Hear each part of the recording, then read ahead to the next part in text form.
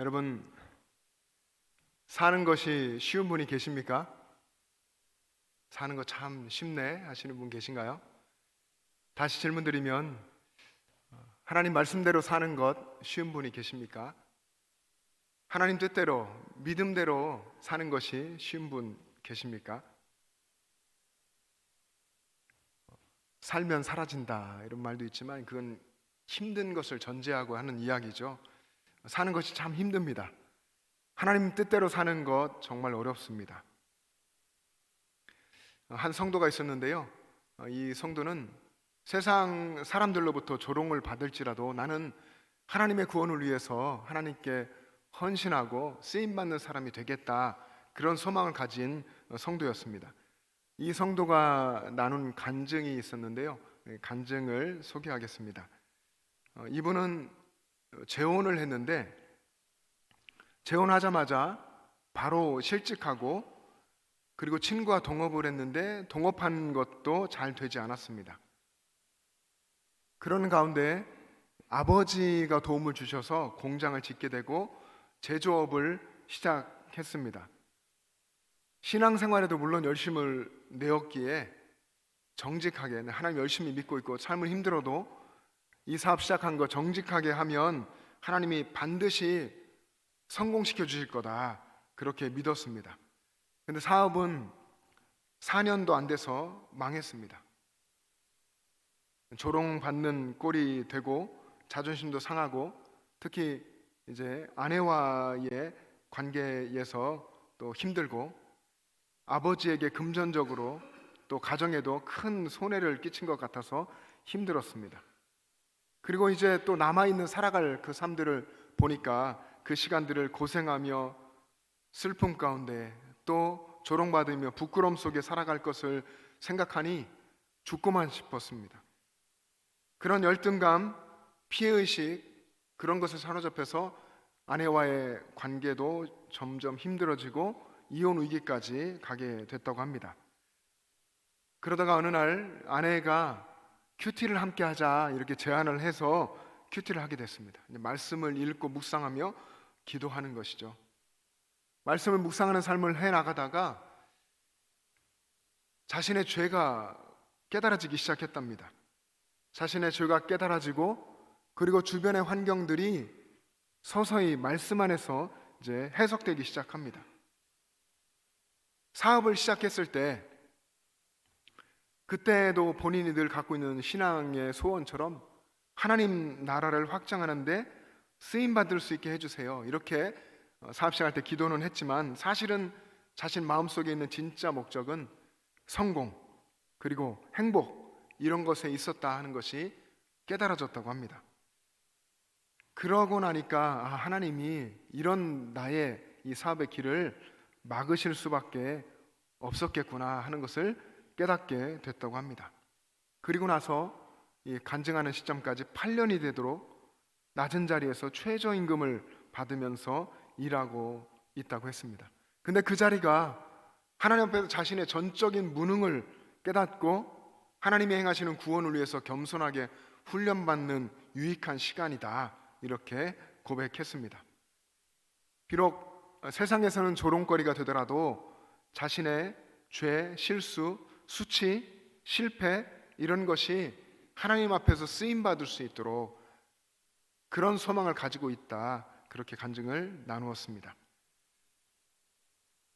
여러분, 우리 믿음의 사람들의 삶에도, 우리 믿음의 사람들의 마음속에도 이런 싸움들이 자주 일어납니다. 자기의 생각대로, 자기 계획대로, 자기 욕망대로 살려고 하는 마음과 하나님의 뜻대로, 하나님의 말씀대로 살고 싶은 그런 마음이 싸웁니다. 이럴 때 자기 자신이 이기는 사람이 있고 하나님이 이기는 사람이 있습니다. 오늘 본문에 있는 예레미야는 자기 자신을 하나님께 굴복시켜서 하나님이 이기는 삶을 살았죠. 하나님 말씀에 순종하는 삶을 살았습니다. 오늘 우리 함께 읽은 7절 말씀을 또 같이 자막 보면 읽겠습니다. 시작.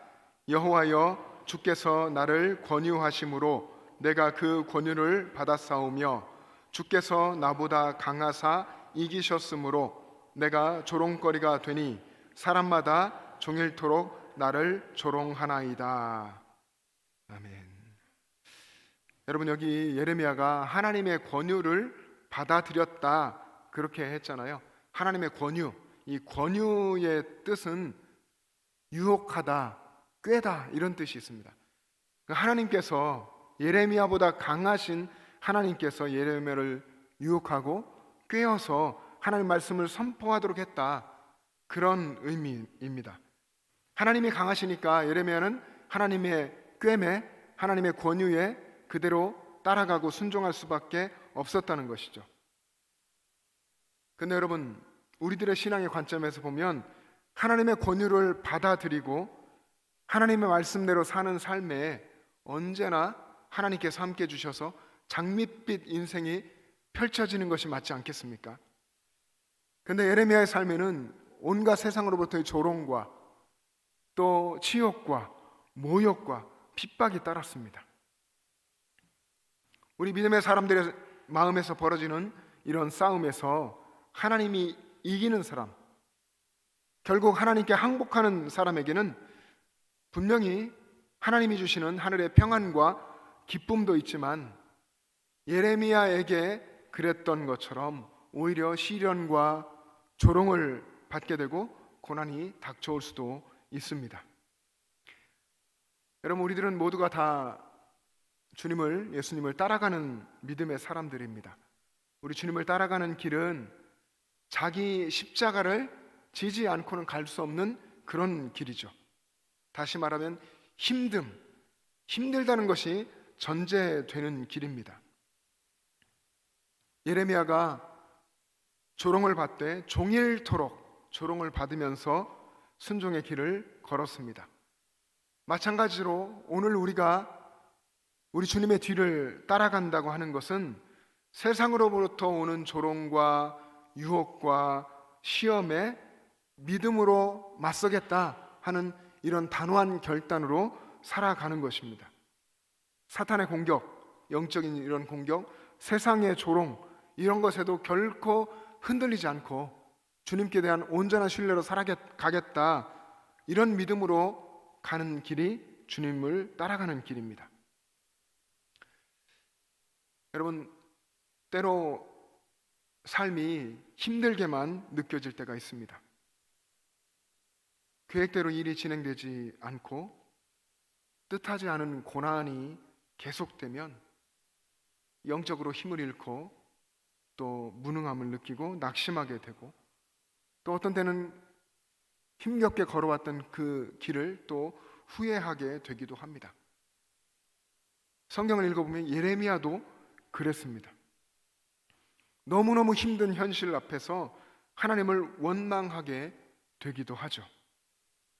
왜냐하면 사단이 끊임없이 믿는 이의 마음속에 이런 원망과 불신 그리고 불평의 화살을 쏘아대기 때문에 그렇습니다. 그때에 우리가 해야 할 일은 하나님의 약속을 기억하고 붙드는 것입니다. 여러분, 예레미야가 하나님께 소명을 받을 때에 하나님으로부터 이런 약속을 받았습니다. 예레미야 1장 7절과 8절 말씀입니다. 우리 화면 보면 같이 읽겠습니다. 시작. 여호와께서 내게 이르시되 너는 아이라 말하지 말고 내가 너를 누구에게 보내든지 너는 가며 내가 내게 무엇을 명령하든지 너는 말할지니라. 너는 그들 때문에 두려워하지 말라. 내가 너와 함께하여 너를 구원하리라. 나 여호와의 말이니라 하시고. 아멘. 하나님께서 예레미야 1장에서 예레미야를 부르실 때에 하나님 그러셨습니다. 내가 너를 모태에서부터 알았고 너를 성별했다. 너는 여러 나라에 내 말을 전하라. 여러 나라의 선지자로 내가 너를 세웠다. 이렇게 하나님이 부르셨습니다. 그때 예레미야는 하나님, 저는 아이입니다. 어린아이란 말이죠. 저는 어린아이입니다. 말을 할 줄 모릅니다. 이렇게 하나님의 소명을 거부했죠. 그때 하나님이 약속을 주십니다. 어떤 반응이 와도 너는 두려워하지 말아라. 내가 너와 함께한다. 내가 너를 구원하겠다. 하나님이 이런 약속을 주셨습니다.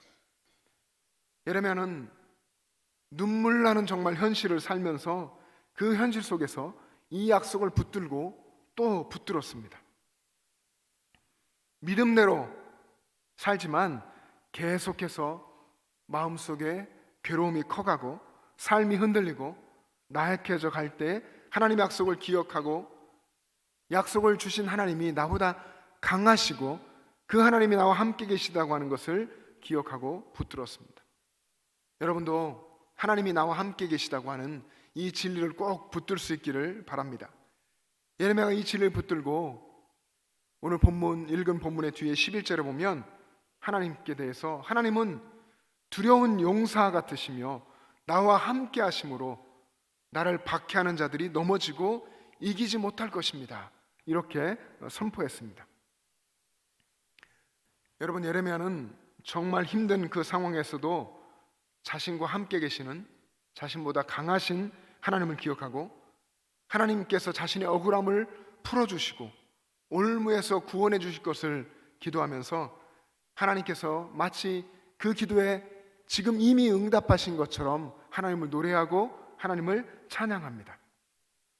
그런데 계속 성경 읽어보면요, 그렇게 하나님을 노래하고 찬양하지만 또 금방 다시 예레미야는 절망에 쌓여 탄식하면서 자신의 출생까지도 저주하고 한탄합니다. 자신의 생일을 저주합니다. 여러분, 어쩌면 이런 모습들이 우리들의 신앙의 모습 같지 않습니까? 저 여러분 모두를 포함한 인간은 연약합니다.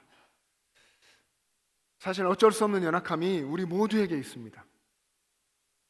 예레미야가 하나님의 말씀에 순종했음에도 불구하고 사람들로부터 종일토록 조롱거리가 되고 치욕과 모욕거리가 된 현실, 그 현실에 예레미야는 너무나 괴로웠습니다. 그래서 우리 소위 말하는 억하심정이라는 거 있지 않습니까? 억하심정으로 다시는 여호와의 말씀을 선포하지 않겠습니다.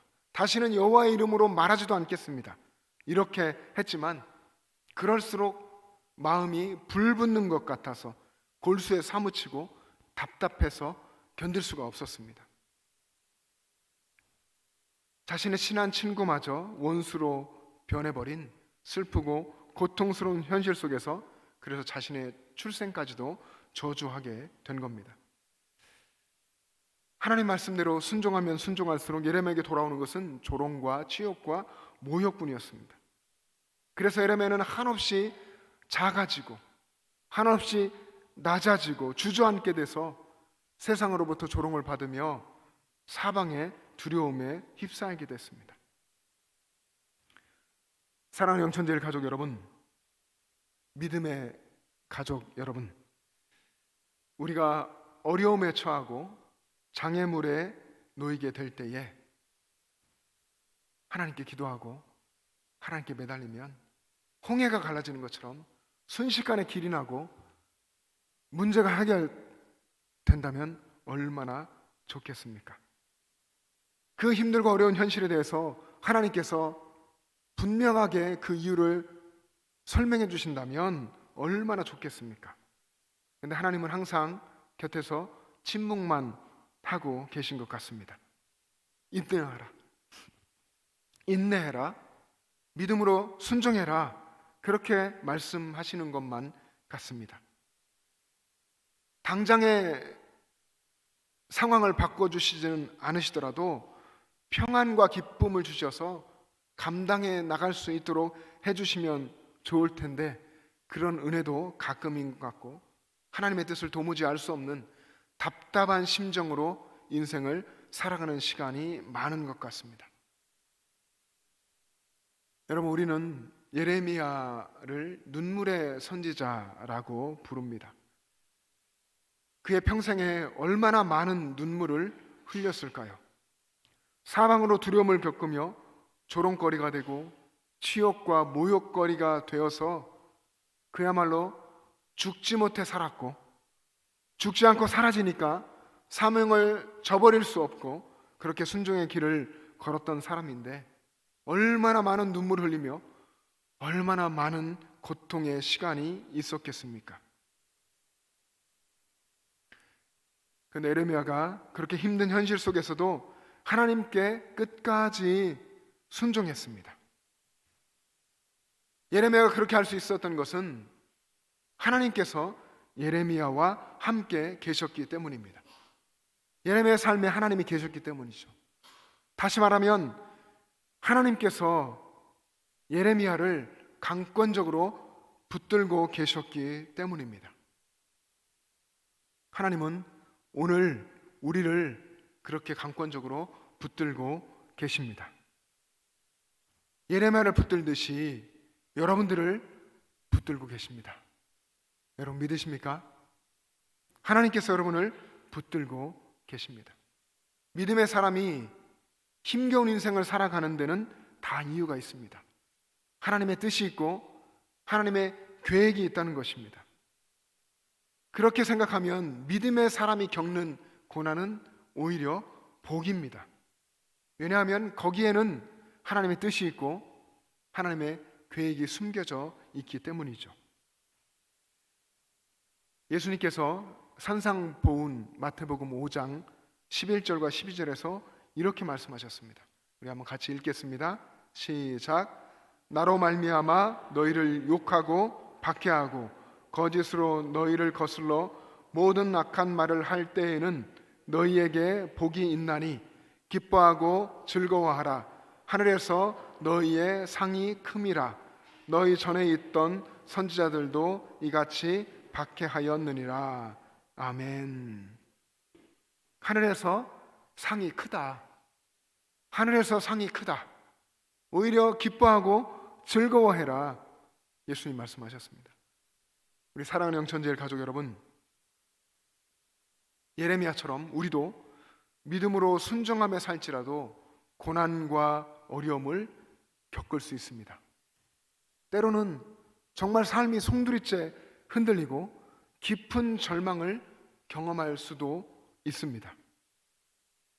세상으로부터 친구들마저 돌아서며 조롱거리가 될 수도 있습니다. 우리는 그때 하나님을 더 붙들어야 합니다. 그때 더 믿음을 선포해야 합니다. 그리고 더 하나님을 노래하고 하나님을 찬양해야 합니다. 강한 용사이신 하나님, 그 하나님이 나의 하나님이시고 나와 함께 계신다는 믿음으로 흔들리지 않아야 합니다.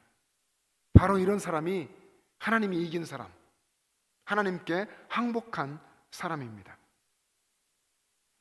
여러분, 예레미야가 주님께서 나보다 강하셔서 나를 이기셨습니다, 이렇게 고백했는데, 그렇게 하나님께 항복한 사람이 하나님의 손에 붙들려서 하나님께 쓰임 받았습니다. 사랑하는 여러분, 어찌 보면 아무것도 아니고 보잘것없는, 그러나 내게 그렇게 소중해 보일 수밖에 없는 그 보잘것없는 뜻을 가지고 고집하고 주님을 이기려고 하는 그런 몸부림을 칠 것이 아니라, 주님이 나보다 강하시다고 고백하고 주님의 손에 붙들려서 끝까지 사명의 길을 걸어가겠다고 선포하는 여러분 되시기를 축복합니다.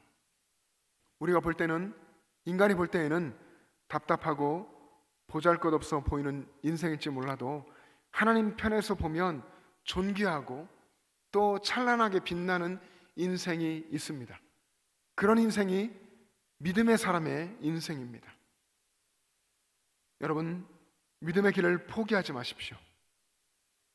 정말 인생에서 눈물이 나고 탄식이 나올지라도 함께 계시는 하나님을 바라보며 믿음으로 끝까지 신앙의 길을 걸어가기를 주님의 이름으로 축복합니다. 우리 함께 기도하겠습니다.